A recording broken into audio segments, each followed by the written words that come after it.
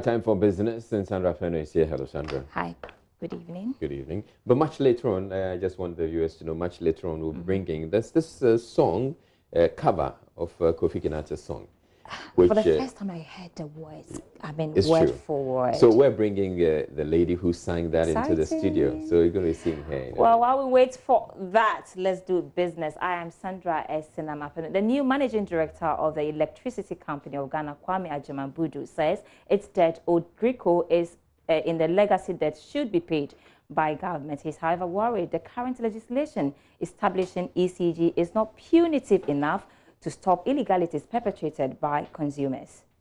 We are going to have a collection unit, constant team that they will go to all our debtors to collect their money that they've not been paid. We will make sure that collectors are given or assigned to a certain area constantly, every Monday to Friday. That will be their duties. Because many a times when we leave the debt for long, it becomes difficult for the customers to pay. So by visiting them constantly, we'll make them pay a little bit so that it doesn't become burden on them. We owe Greco, we owe other companies, and other companies owe us. Currently, whatever we owe Greco, we are paying them on time, weekly basis.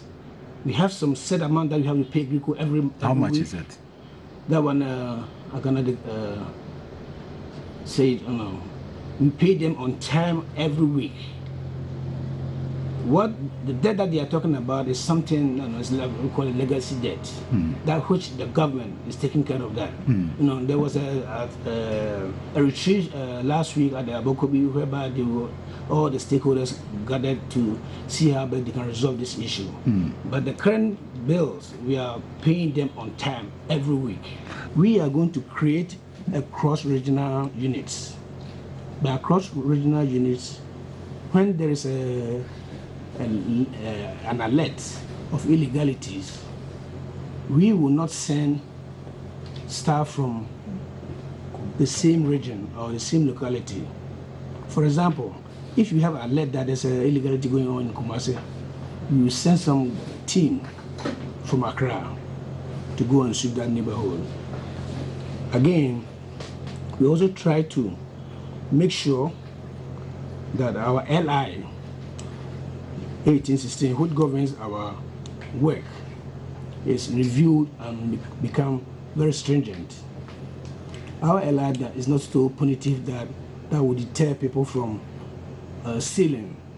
Therefore, I will request the cabinet to review the LI 1816 to make it more punitive so that it will deter people from stealing.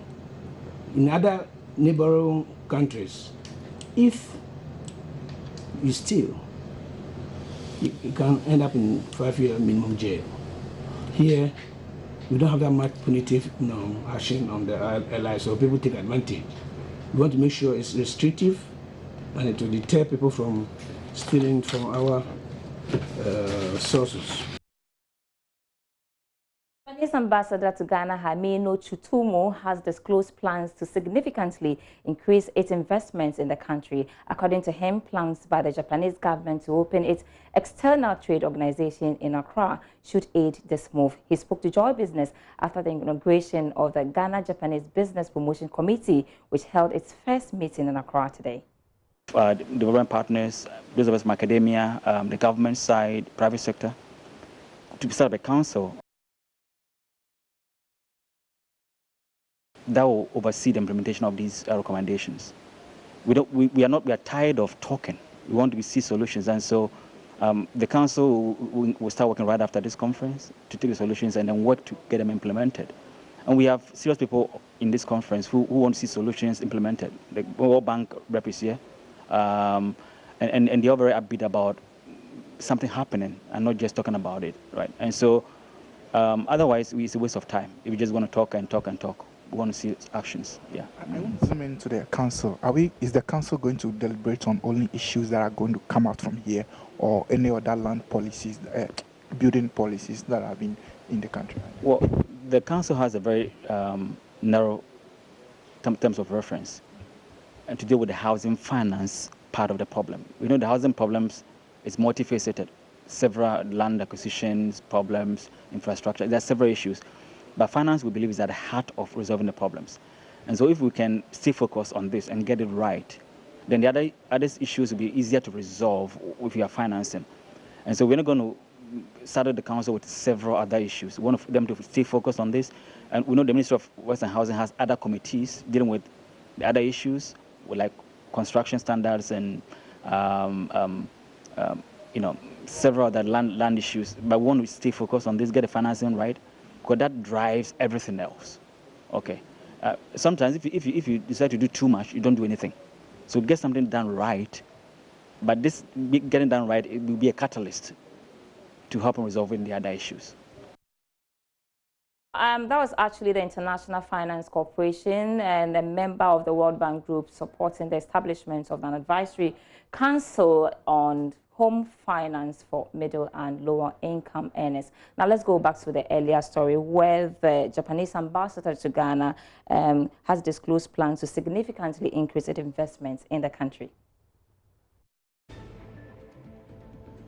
Business after the inauguration of the Ghana-Japan Business Promotion Committee, which held its first meeting in Accra. He said the Japan External Trade Organization office, which will be opened in Ghana, will be used to maximize business opportunities in the country by getting more Japanese firms into Ghana. There are about 54 Japanese businesses in Ghana, a number that is likely to increase after the official opening of the office. We highlight the opportunities of Ghana, as well as assuring the Japanese companies that whatever challenges they face in Ghana, which exist, to be honest, but the government of Ghana and the friends in Ghana are paying attention to overcome such challenges. With that, as ambassador of Japan, I'm confident we will be able to invite more and more Japanese companies. And when it starts, has attraction, more things to follow. With a big news, such as the opening of the JET office, Trade and Investment Promotion Office of the Government of Japan, opening in Accra, Ghana. This also attracts a great attention among the Japanese business community. So here we have big opportunities. The Ghana-Japan Business Promotion Committee meeting, which was co-chaired by CEO of the Ghana Investment Promotion Center, Yofi Grant, highlighted some challenges faced by Japanese businesses in Ghana and plans to address them. Yofi Grant is optimistic that the move will open up the country for more investments from Japan. There are some Japanese companies here. The Japanese population in Ghana is about 380, but it's mainly corporate. We also need to open the doors for tourism and other parts of the economy that are not traditional. And so those are all parts of what will happen during the deliberations. Thank you. Any specific areas that you are looking at? Of course, I mean, Japan is known for efficiency and, shall I say, quality. So the manufacturing space, the industrial space, there's technology as well. But there's also arts and culture. The committee is a high-level partnership mechanism aimed at facilitating mutual investment, trade, and business interests between Ghana and Japan. Some collapsed savings and loans firms say they are open for receivership business. Details plus more in the business news summaries tonight. The receiver of the collapsed specialized deposit-taking institutions, Eric Nananipa, has announced that branches of some of the affected companies are opened for receivership business. In August 2019, the licenses of 23 savings and loans companies were revoked as part of BOG's drive to strengthen the financial services sector by getting rid of insolvent and dormant institutions. The Registrar General's Department will soon communicate timelines for all companies to begin collecting beneficial ownership data of its members and subsequently submits them to the Registrar General Department for updating of its electronic registry. Currently, the upgrade of an electronic registrar system is at an advanced stage of completion to enable it to receive beneficial ownership data from companies. Thanks so much for your time. I'm back after 8 p.m. with more business news.